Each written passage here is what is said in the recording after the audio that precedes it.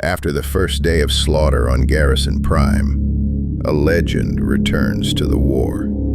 General Matthias Cray, hero of the Meridian Campaign, bearer of the Oryx Star, takes command. And Cray makes the first impossible choice. Decide who can be saved and who is already lost. This is part 2 of Garrison Prime. The command center doors opened. Every voice died. Kessa's hand froze over her tactical display. She'd seen the face 100 times. Recruitment posters, history vids, the portrait in the Academy's Hall of Valor. But those showed a man in dress uniform, medals gleaming, jaw set like carved granite. This man wore civilian clothes, a simple gray jacket over a worn shirt, work boots caked with dust from the old farming district. His hair had gone white, and deep lines framed his mouth and eyes. He looked like someone's grandfather, not a decorated war hero. But when General Matthias Cray stepped into the chaos, the room itself seemed to snap to attention. The change was physical. Backs straightened. Voices cut off mid-sentence. Even the hum of the electronics seemed to quiet, as if the machines themselves recognized command when it entered. Commander Halls turned from the holotank, relief flooding his features like a drowning man glimpsing shore. "General, thank God. We need—" "Commander, you're relieved." Halls's mouth opened, closed. His face cycled through shock, indignation, then something that looked like gratitude. The tension drained from his shoulders. He nodded once and stepped aside. Cray moved to the holotank. His gait was deliberate, unhurried, not the stride of someone racing against time, but of someone who knew rushing led to mistakes. Then he stopped and watched. 47 red markers pulsed across the display. Defensive positions collapsed in real time. Civilian evacuation stalled across 3 sectors. The command center continued its frantic rhythm around him, officers shouting coordinates, Captain Torres coordinating scattered air support, Sergeant Tam rerouting power to failing shield grids. Cray stood motionless, winter blue eyes tracking the enemy movements. His hands stayed at his sides. He asked no questions, gave no orders, just observed. Kessa watched him from her station, watched his gaze move from one red marker to the next, noting their spacing, their approach vectors, the pattern of their advance. His expression never changed. No horror, no fear, not even surprise, just cold assessment. 30 seconds passed. A minute. Officers began glancing at him, then at each other, waiting. The silence from the center of the room felt heavy, deliberate. Cray's eyes narrowed slightly as 3 new enemy signatures appeared on the northern continent. His head tilted a fraction, the only indication he'd registered the development. Then his gaze swept to the population density overlays, the casualty projections scrolling in the corner display, the dwindling list of intact defensive positions. Kessa saw his jaw tighten. Just once, barely visible. Then he spoke. "Who's running tactical?" "Sir, 4th Squadron is holding at—" "How many defense grids are still operational?" 7, sir. We lost New Providence's primary grid, but secondary systems are— "Fort Meridian status?" Shields at 68%. 6 artillery batteries active. 3 more offline for— "Third continent?" "Sir, we've got scattered resistance. Pocket defenses at Redstone Ridge and—" "Redstone Ridge? How many troops?" "Battalion strength, sir. Maybe 800 effectives." Cray was silent for 3 heartbeats. His gaze swept the display one more time. Fort Meridian at the center. New Providence's dying grid on the 2nd continent. Redstone Ridge isolated on the 3rd. "New defensive posture. Consolidate to 3 positions. Fort Meridian is our primary fortress. Pull all forces within 50 kilometers back to the fortress defensive perimeter." "Sir, that includes the garrison units in Frey Hall. There are still 2 million civilians in the capital district." "Already dead. or will be soon enough. Pull them back. Save what we can. The room went silent. Even the keyboard clicks stopped. Chen's face drained of color, but after a moment, she nodded. Yes, sir. Captain Torres, I want every gun we have protecting Fort Meridian's perimeter. New Providence, what's left of the defense grid. Secondary emplacements, sir. The main array is slag, but we have automated turrets and... Keep them active. Minimal personnel. Let the automated defenses bleed their forces. Anyone who can be evacuated gets pulled to the third continent pocket. He tapped Redstone Ridge. Redstone becomes our fallback position. Reinforce it. I want every civilian between here and there consolidated to that defensive pocket. It's mountainous terrain. Make them fight for every meter. Orders flowed. Officers moved with purpose now. The scattered reactive chaos crystallizing into something structured. Kessa pulled up the orbital comm protocols as Cray had directed. As she worked, she noticed him reach into his jacket. His hand closed around something small, metallic. He looked at it for a long moment. Something passed across his face, too quick to read. Then he slipped it into his uniform pocket and turned back to the holotank. Lieutenant Varn. Sir. You're with me now. Get me casualty reports, real-time feeds from every intact sensor post, and a working comm line to the orbital platforms. Yes, sir. And Lieutenant, I need full sensor logs. Everything. Movement patterns, firing solutions, communication signatures. She nodded and returned to her console. The request was odd, more detailed than tactical necessity required, almost like he was... But the thought dissolved as another alert chimed across her display. Around the command center, the rhythm had changed, calmer, more efficient. The panic had crystallized into something harder, colder, more focused. The general who'd ended the Meridian Campaign had returned, and Garrison Prime stopped dying quite so fast. The parade ground had become a graveyard. Bodies lay beneath tarps along the eastern wall, soldiers who'd died at their posts when the orbital strikes fell. Kessa stood in formation with what remained of Fort Meridian's command staff, 43 officers. Yesterday there had been 200. General Cray walked to the center of the grounds alone. No podium, no amplification beyond the emergency broadcast system that would carry his words to every surviving military unit on Garrison Prime. On his chest, catching the pale morning light, the Auric star. Kessa had seen it in history texts. Gold and silver twisted together in a pattern that seemed to shift when you looked at it directly. The Federation's highest honor. They didn't give details when they awarded it, just the broad outline, for actions above and beyond. The rest stayed classified, wrapped in something close to myth. Only 63 had ever been awarded. Cray stopped, looked at them. His face was stone, but the metal gleamed like a promise he'd already kept once before. The capital is gone. Frey Hall burned in the first bombardment.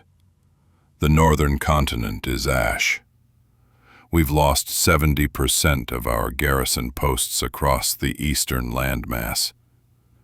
Conservative estimates put civilian casualties at 8 million and climbing. The numbers hit like artillery.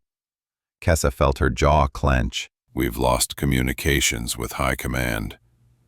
The hyperspace relay network is down. We don't know if our distress calls reached them. We don't know when reinforcements will arrive, but the Federation will respond. They always do. His voice carried across the parade ground, flat and certain. He walked slowly along the front rank. You will not survive this. Most of you will die in the next 72 hours. The rest within 2 weeks. We hold what we can. We bleed them where we must. Every position that falls costs them blood and time. The silence was absolute. The auric star caught the light as he turned. I won't tell you we'll win. I won't promise rescue. I promise you only this. Your deaths will mean something. Every alien that falls here is one fewer at the next colony. Every hour we hold is another hour humanity survives. He straightened. Dismissed to your posts. Hold until relieved or dead. The formation broke. Officers moved to their assignments without speaking. But something had changed. Kessa saw it in their faces, a hardness that hadn't been there before. And in their eyes as they passed Cray, something like reverence. The man with the auric star had told them they would die, and they believed him when he said it would matter. Lieutenant Varn. Kessa turned. Cray stood 10 meters away, winter blue eyes fixed on her. Sir. With me. She followed him to the edge of the parade ground, away from the dispersing officers. Cray stopped near the eastern wall where the tarps concealed yesterday's dead. His gaze dropped to her collar. She knew what he'd seen, the faint bruising where the stim injector pressed against skin. 3 days of chemicals keeping her awake, keeping her sharp, keeping her functional. When did you last sleep, Lieutenant? No time for that, sir. Cray was quiet for a moment. Then he nodded once. I reviewed the tactical logs from the first day. Your assessment to Commander Halls regarding the dropship landing zones. Kessa's throat tightened. The warning Halls had ignored. The batteries he'd spread too thin. You made the right call. He didn't listen. That's on him. He turned to face the fortress. The auric star gleamed against his gray jacket, out of place, almost obscene in its brightness against the ash and blood. You'll be with me for the duration, Lieutenant. Command staff. I need officers who see the board clearly, even when the math is ugly. Yes, sir. And Varn, the stims will keep you functional for another week, maybe 2 if you're lucky. After that, your brain chemistry collapses and you're useless. Budget accordingly. It wasn't concern, just math. Understood, sir. Cray nodded and walked back toward the command center, the auric star catching light with each step, a piece of legend walking through a graveyard, counting the cost of time measured in lives. Kessa returned to her station. Her hands were steady now. She wasn't fighting for survival anymore. She was fighting for time, however long it took. The observation deck smelled of scorched insulation and stale air. Kessa pressed her palm against the reinforced glass, watching fires paint the horizon in shades of orange and red. 40 kilometers out, what used to be Clearwater Settlement was a crater. She tried to remember what fear felt like, the tight chest, the racing pulse, but found only absence. The door hissed behind her. Lieutenant, betting pool says you're up here practicing your brooding stare for when they pin medals on us. How many dead in Sector 7? Final count came in, 18,400 and... He stopped. You don't want the exact number. No. I want to know if we held the line. Silence stretched between them. Ryko moved beside her, his reflection ghostly in the glass. General Cray's already drafting the after-action reports. Word is he mentioned you specifically. Steady hands during crisis, cool under fire. All that. He paused. Kessa? She tracked a new fire bloom in the distance, northeastern quadrant, near the agricultural domes. Her mind cataloged it automatically. Calculate supply impact, estimated casualties, reallocation of defense assets. No grief, no horror, just data. They're regrouping, probing our northwestern perimeter. 3 separate incursions in the last hour. Yeah. You've been monitoring tactical all night? Someone needs to. Command rotates shifts for a reason.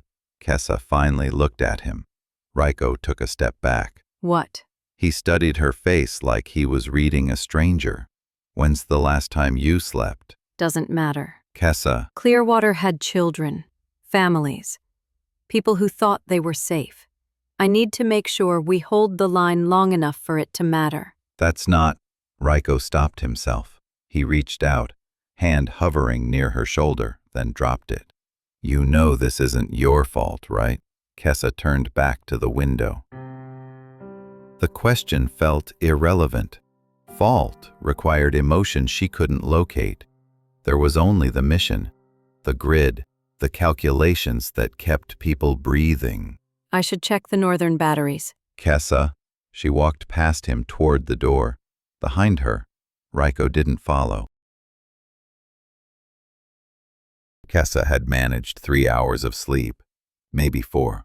She'd tried to obey Cray's order, gone to the barracks, stripped off her jacket, laid down on the narrow cot. But the moment she closed her eyes, the numbers came back.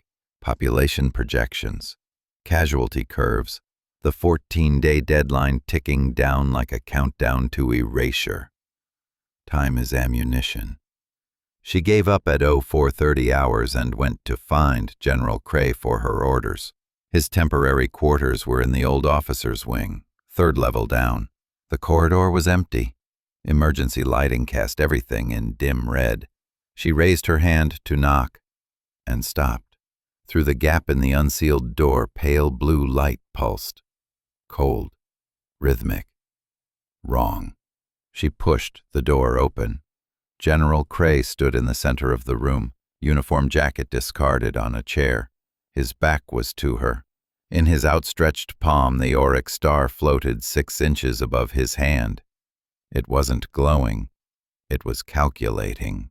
The metal had peeled open like a mechanical flower, layers of gold and silver folding outward to reveal a lattice of crystalline filaments. Quantum patterns wrote themselves into the air above his palm, collapsing and reforming faster than she could track. Symbols, equations, data streams compressing into light. The temperature had dropped 20 degrees. Kessa's tactical display spiked with interference, then died completely. Close the door, Lieutenant. She obeyed. The lock engaged behind her with a soft click. Cray didn't turn. His shoulders were rigid. His breathing labored, like he was holding something impossibly heavy. The quantum lattice pulsed once, twice, then collapsed inward with a sound like breaking glass. The auric star folded back into itself. Neat, innocuous, just a metal again. Cray's knees buckled. He caught himself on the edge of the desk, breathing hard. His knuckles went white. For 3 seconds he didn't move. Then he straightened, slowly, like a man testing broken ribs. Sir? Stay there. His voice was rough, strained. He turned. In the dying blue light, his face looked 10 years older.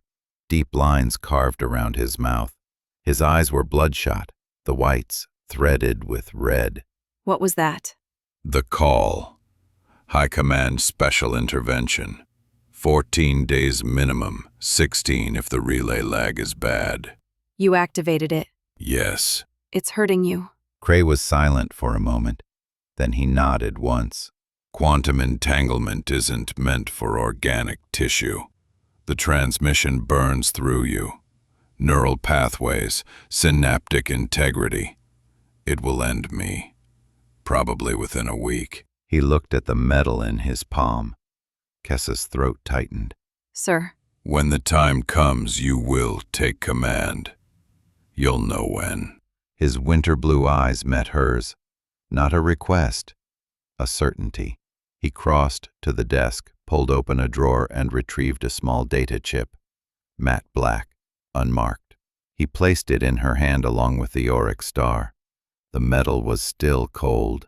Everything I gathered is on that chip. Enemy movement patterns, firing solutions, communication signatures, behavioral analysis. The Federation will need it. When the relief fleet arrives, they'll be looking for this. Make sure they have the data. Kessa stared at the objects in her palm. The weight of them felt immense. Understood, sir. Cray nodded. He moved back to his chair, lowered himself into it carefully. Dismissed, Lieutenant. Get your command staff ready. We have 14 days to buy. Kessa saluted, turned to leave. Varn, She stopped. you're ready for this. You've been ready since the first day. She didn't trust herself to speak. She just nodded and left. The door sealed behind her. In the corridor, Kessa opened her hand. The auric star gleamed in the emergency lighting. Gold and silver twisted together in a pattern that seemed to shift when you looked at it directly. The Federation's highest honor. And General Cray's death sentence. She closed her fist around it and returned to the command center.